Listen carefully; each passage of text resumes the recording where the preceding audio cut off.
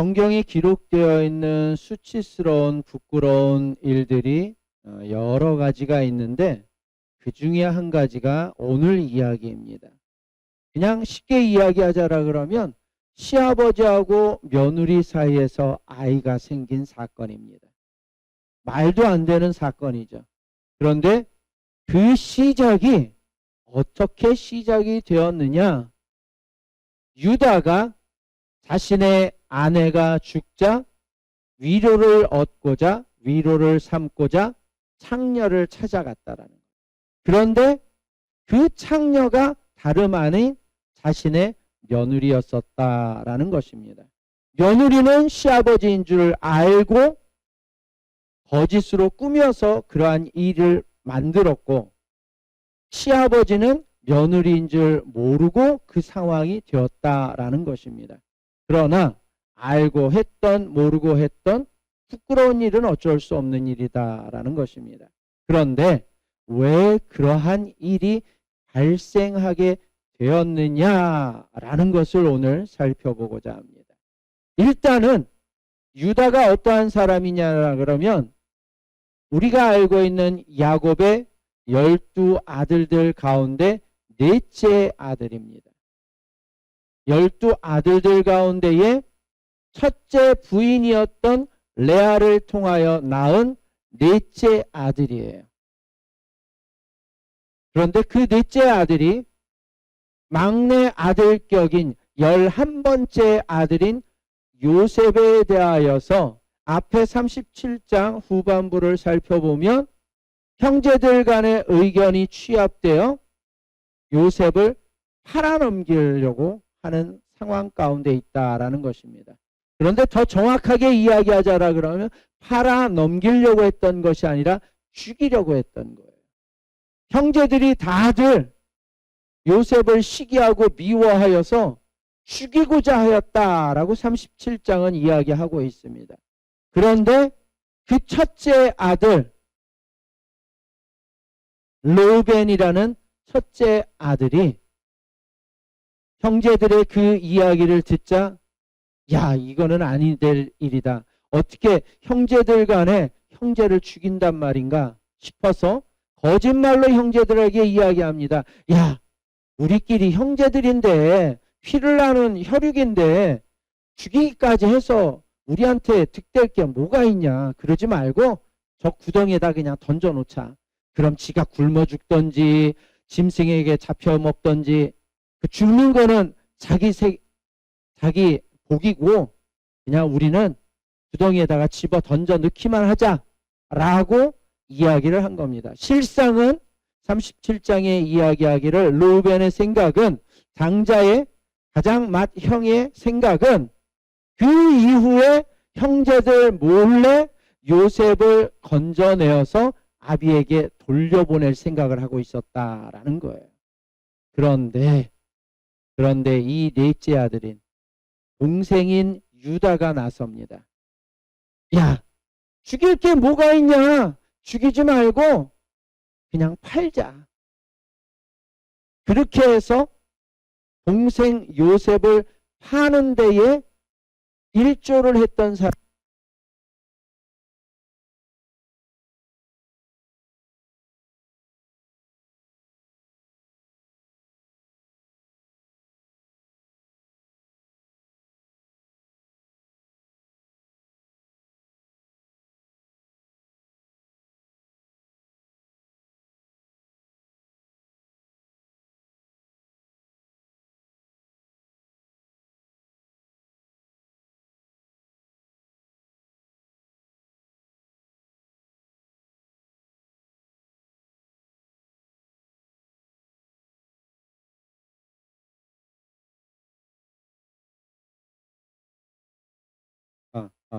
네, 이제 소리가 나오네요.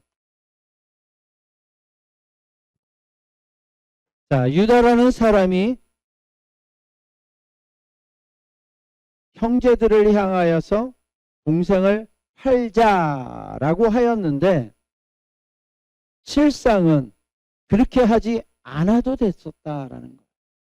형제들에게 맏형이 이야기한 것처럼 구덩이에 넣자라든지 아니면 잘 이야기를 해서 아니 형제들 간에 팔던지 죽이던지 그렇게 하면 어차피 악이 아니냐. 우리끼리 그러한 악을 범하지 말자. 그 아이는 아버지의 사랑하는 자인데 그 아이가 죽게 된다라 그러면 늙은 아비가 얼마나 상심해야 할 것이고 또 생명의 위협까지 느낄 수 있지 않겠느냐. 그러니 우리 동생을 그냥 살려주자 라고 좋은 이야기로 해서 방법을 간구했어도 되었다라는 것입니다. 그럼에도 불구하고 그러한 것들을 하지 아니하고 유다가 선택한 것은 팔자라는 거예요. 그리고 나서 오늘 38장으로 이어집니다.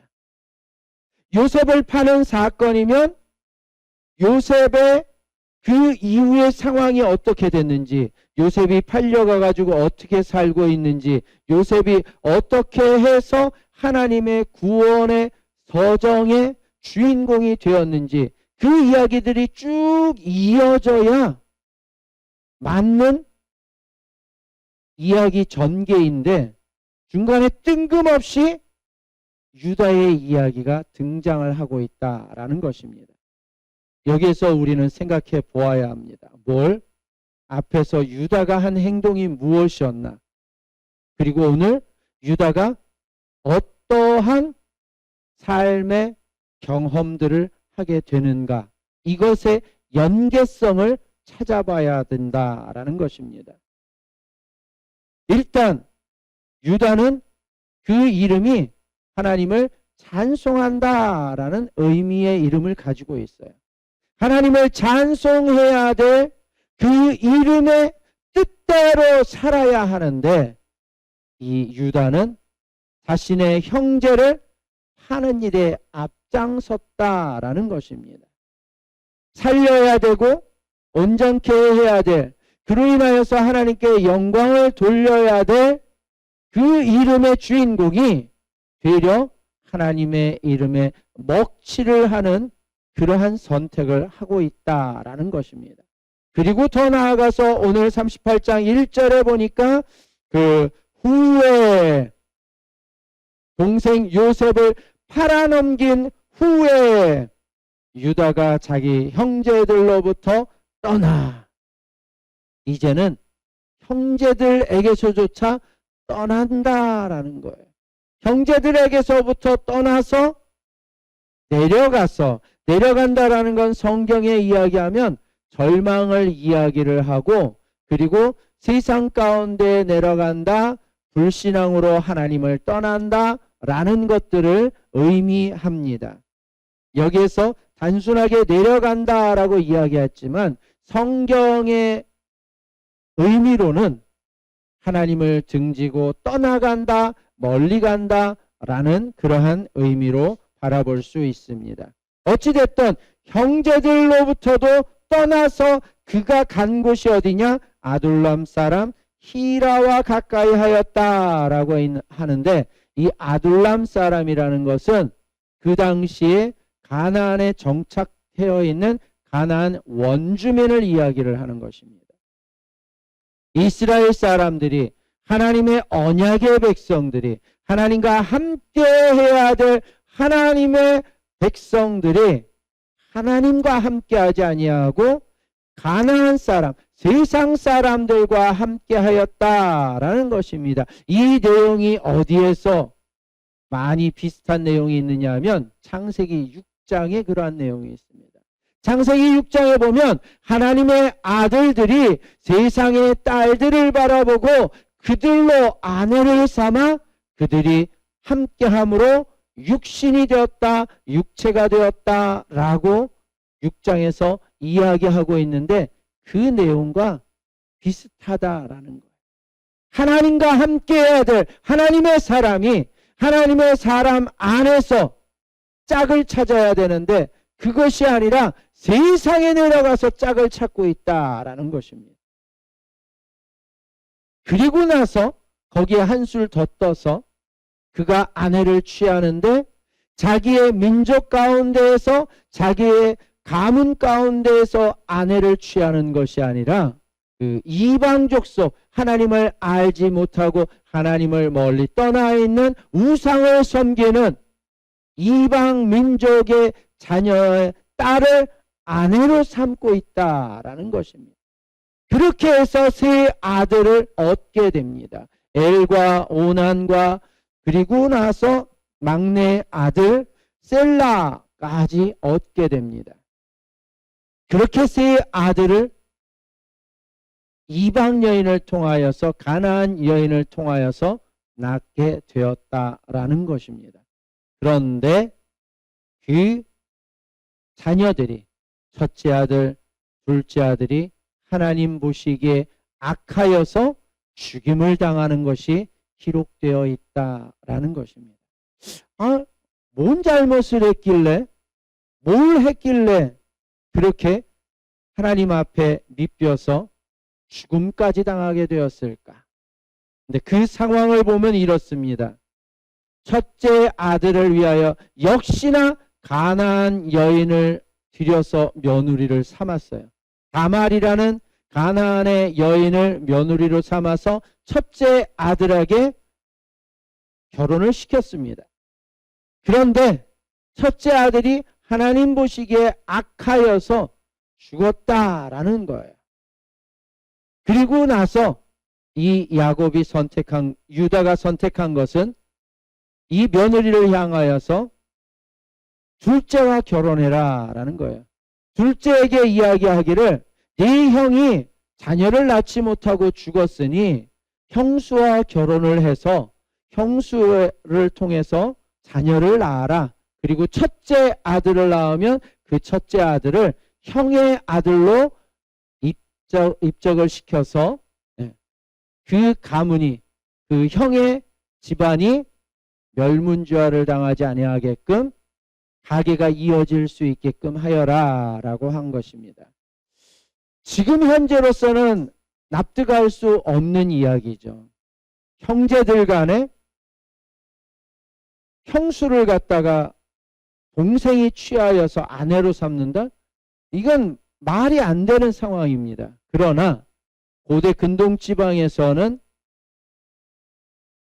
가족이, 가문이 끊어지는 대가 끊어지는 것을 막기 위하여서 대대결혼법이라 그래가지고 대를 잇는 결혼법이다라고 하고, 또는 형수 취습법이라고 해가지고 형수를 취하여서 아내로 삼는다 해서 대대결혼법 혹은 형수 취습법이라고 하는데, 그것을 통해서 끊어진 그 씨앗을 이어갈 수 있게끔 그렇게 해서 그 가문이 이 지구상에서 이 세상 가운데서 사라지는 것을 막기 위한 방법으로 그러한 것들을 사용했다라는 것입니다.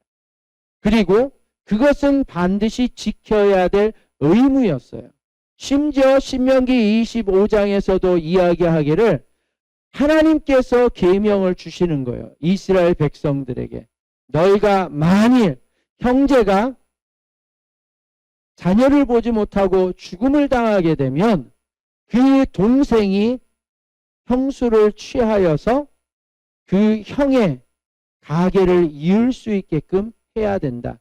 만일 그것이 마음에 들지 않는다라고 거부할 경우에는 지역의 유지들, 장로들, 어른들에게 데리고 가서 그 사실에 대하여 증거를 삼아야 되고, 그럴 경우에는 그 거부한 동생에 대하여서 집안에 부끄러움을 끼치는 자다라고 해서 신발을 벗기고 얼굴에 침을 뱉어서 수치스러운 일을 선택하였다라고 말하여야 한다라는 것입니다. 중요한 거예요. 집안의 대가 끊어지면 안 되기 때문에 그 대를 잇는 것, 생명을 이어나가는 것, 그거는 아주 중요한 일입니다. 그런데 그것을 부정한다, 그것을 거부한다 라는 것은 하나님의 말씀, 하나님의 법을 떠난 모습이다라는 것입니다. 그래서 그 동생으로 하여금 형에 대하여 씨를 이을 수 있게 형수와 결혼해라 라고 했더니 하는 짓거리가, 야, 어차피 형수하고 합방해가지고 애를 낳아봤자 그 애는 내 애가 될지 못할 바에야 차라리 애 낳지 못하게 하자. 그러고선 땅에다가 설정을 해버렸다라는 거예요. 그러니 그 모습이 하나님 보시기에 악하게 보여서 둘째 아들도 죽게 되었다라는 것입니다. 결국은 유다의 한 선택으로 말미암아 첫째 아들도 죽고 둘째 아들도 죽게 되었다라는 거예요. 그리고 이제 셋째가 남았는데 셋째는 어려요. 어리다라는 그 핑계로 인해 가지고 자신의 며느리 다말에게 막내 아들 셀라를 결혼을 시키지를 않습니다. 그리고 넌 본가에 가서 기다리고 있어. 그러고서 며느리를 그냥 쫓아내버립니다. 그랬더니 며느리 입장에서는 아무리 이방 여인이라 할지라도 이방 족속들 가운데에서도 아이를 낳지 못해 남편이 죽어 그리고 쫓겨났어. 그러면 수치와 부끄러움이 있는 건 당연하다라는 거예요. 그래서 수치와 부끄러움을 씻기 위하여서 그 셀라 막내 동생이 장성하기를 그 약속을 지킬 것이다 라고 하고 기다리고 있는데 이제나 저제나 아무리 기다려도 이제 장성하여서 줄 때가 됐음에도 불구하고 안 준다라는 거예요. 그래서 어쩔 수 없이 이 다말은 아이를 갖기 위하여, 그래서 그것을 통하여 자신의 위치를 지키고 자신의 부끄러움을 씻기 위하여서 방법을 찾는데, 이미 결혼한 사람은 다른 남자와 동침을 하여서 아이를 가지면 안 돼요. 그렇게 되면 돌팔매질 당해서 죽임을 당합니다. 그렇다라 그러면 정상적인 방법으로는 이 여인은 자신의 신분과 위치를 지킬 수 있는 것이 아무것도 없다라는 거예요.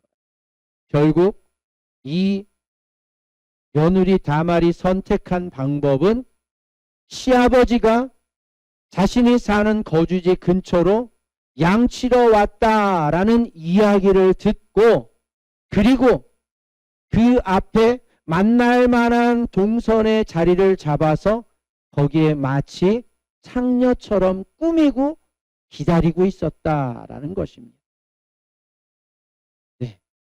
여기까지가 우리가 오늘 살펴보아야 될 내용입니다. 오후에도 살펴보겠지만 얼마나 부끄럽고 수치스러운 일입니까? 유다라는 사람은 예수님의 족보에 들어간 예수님의 조상이에요. 그런데도 불구하고 이 유다라는 인간이 한 짓이 뭐냐? 동생을 팔아먹는 일. 그리고 자신이 원하였던 며느리와 사이에서 자녀를 낳게 되고 그 불륜에 의한 자녀가 예수의 족보에 오르게 하는 불명예스러운 일을 만들었던 사람이 유다라는 거예요. 그리고 예수님의 족보 가운데 4명의 여인이 등장을 하는데 그 4명의 여인 가운데 첫 번째로 등장하는 인물이 바로 다말이라는 이 유다의 며느리가 기록되어 있습니다. 근데 이 며느리가 어떤 며느리라고요? 시아버지 사이에서 아이를 낳은 며느리라고요. 그 수치스럽고 부끄러운 이름이 예수님의 족보에 기록이 되어 있더라고요. 근데 왜 마태복음 1장 시작에 예수님의 족보를 이야기하면서 이러한 부끄럽고 수치스러운 인물들을 뺄 수도 있었는데 그들을 빼지 아니하고 예수님의 족보상에 기록을 해 놓았느냐라는 것입니다. 그것은 인생들은 하나님의 말씀을 떠나서는 살 수 없는 존재들이다라는 것을, 그리고 죄 가운데 살아가고 있는 자들이다라는 것을 드러내기 위함이다라는 것입니다. 고린도전서 1장에 보면 이러한 말씀이 있습니다. 하나님께서 세상의 약한 것들, 천한 것들, 그리고 없는 것들을 취하여서 강하고 지혜롭고 똑똑한 사람들을 부끄럽게 하려 한다라는 말씀이 기록되어 있습니다. 왜냐하면 고린도전서 1장 29절에 그 이유에 대하여서 이야기하기를 인생들이 어느 누구라도 스스로 자랑하지 못하게 하려 함이다 라는 것입니다. 아이, 내가 한 거야, 내가. 내가 잘나가지고 그런 거야. 내가 능력이 있으니까 이 정도까지 했지. 그 말이 안 나오게 하려고 했다라는 거예요. 창세기, 출애굽기, 레위기, 민수기, 신명기 이 5권에 대하여서 모세 오경이다. 모세를 통하여서 기록된 성경책이다 라고 이야기를 하고 있는데, 그 창세기, 출애굽기, 레위기, 민수기, 신명기 5권의 책 가운데 내용을 보면 일맥상통함이 있습니다. 그게 뭐냐면 하나님께서 이스라엘 백성을 취하신, 선민으로 선택하신 이유에 대하여 말씀하고 계시는데, 그 이유인즉슨 너희가 숫자가 많아서도 아니고, 너희가 강력해서도 아니고, 너희가 뛰어난 지략을 가지고 있어서도 아니다라는 거예요. 너희는 세상 가운데 지극히 작고 연약하고 보잘것없는 민족이다라는 거예요. 그럼에도 불구하고 하나님께서 선택해 주셨다라는 것입니다. 왜 선택해 주셨느냐? 이로 인하여서 하나님이 너희에게 은혜를 주셨다라는 것을 깨달으라는 거예요. 오늘 창세기 38장 1절로 11절의 이 말씀, 38장 전체의 이야기인즉슨 유다를 통하여서 며느리 다말과의 사이에서 부끄러운 일들이 일어나고, 그것을 통하여 예수님에게까지 족보가 연결되는 그 맥락을 이야기하고 있습니다. 그러나 이 전체의 이야기의 흐름 가운데 우리가 기억해야 할 것은, 우리의 선택이 타협이 되어서는 안 된다라는 거예요. 앞에서 유다가 선택한 게 뭐라고요? 동생을 팔아넘기는. 근데 팔아넘기는 것만이 답이었느냐라는 거예요. 그렇게 안 해도 됐었는데 타협하기를 팔아넘기자, 죽이지 말자 라는 것으로 선택을 하였다라는 것입니다. 그러한 잘못한 선택이 자신의 아들들에 대하여서도 여전히 방관하고 있는 모습을 보여주고 있더라는 것입니다. 하나님이 나타나셔서 내게 네 아들들이 악하기 때문에 내가 죽여야 되겠다 할 정도로 그 자녀들에 대하여서 유다는 방관하고 있었다라는 것입니다. 사무엘상 2장에 보면 엘리 제사장이다라는 엘리 제사장이 등장을 합니다. 그리고 그 제사장의 아들들이 등장을 합니다.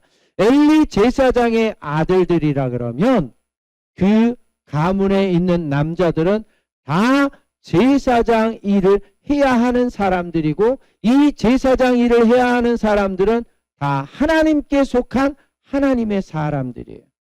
하나님의 사람들이라 그러면 정의를 위해서 살아야 합니다. 하나님의 공의를 실현하며 살아가야 하는 사람들입니다.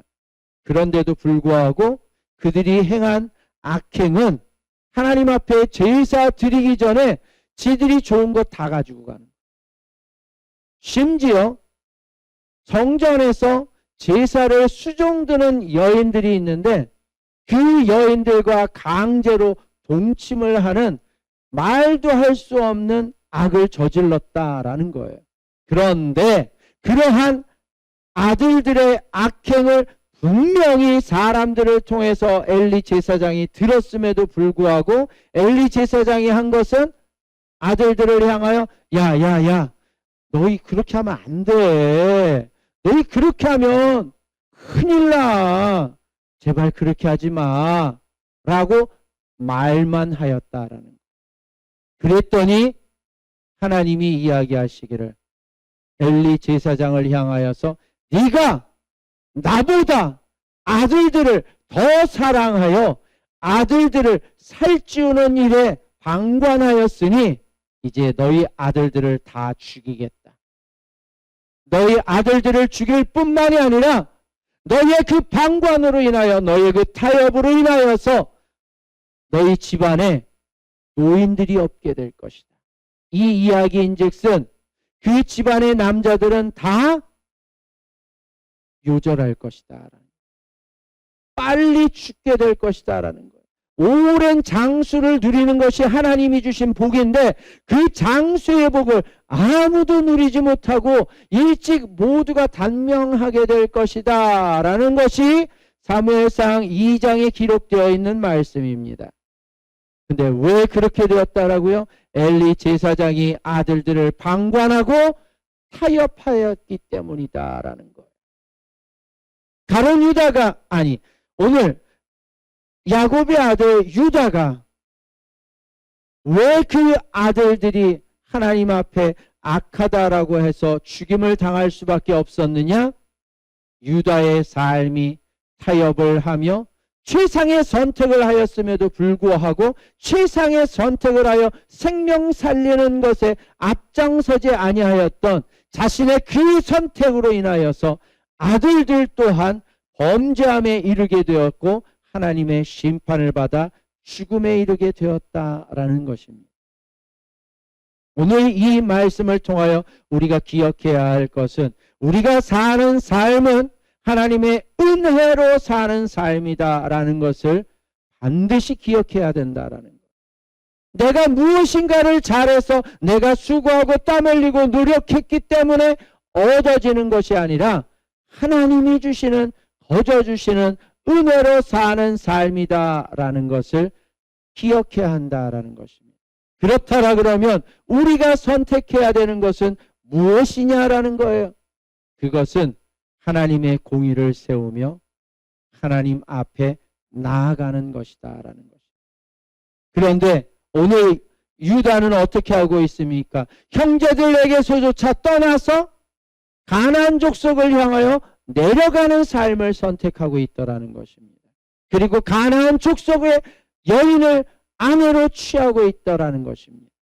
그리고 가나안 여인을 자신의 아내로 취할 뿐만이 아니라 그 가나안 여인들 가운데 한 명을 취하여서 자신의 아들의 아내로까지 주고 있더라는 것입니다. 하나님을 가까이 하고 하나님의 말씀을 지켜야 될 하나님의 백성이 하나님의 규율을 어기고 하나님의 말씀을 떠나서 사는 유다의 그 선택으로 말미암아 아들들을 죽음에 이르게 하였다라는 것입니다.